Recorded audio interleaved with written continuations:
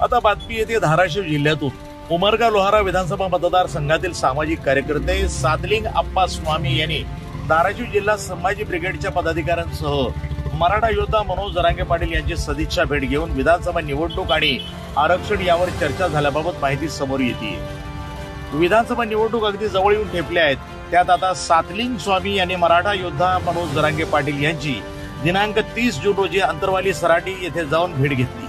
यावेळी सादलिंग अप्पा स्वामी यांच्यासोबत संभाजी ब्रिगेड जिल्हाध्यक्ष तथा तुळजापूर विधानसभा मतदारसंघाचे इच्छुक उमेदवार शरद पवार, तुळजापूर विधानसभा अध्यक्ष महादेव मगर, उमरगा तालुकाध्यक्ष अण्णासाहेब पवार आणि वीरशैव सभा संघटनेचे जिल्हा उपाध्यक्ष शिवश्री सचिन वाले आदी मान्यवर यावेळी उपस्थित होते।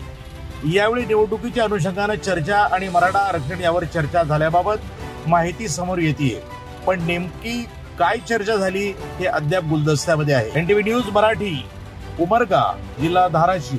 एक मराठा, एक मराठा, एक मराठा, एक मराठा, तुम आगे बढ़ो, हम तुम्हारे साथ हैं।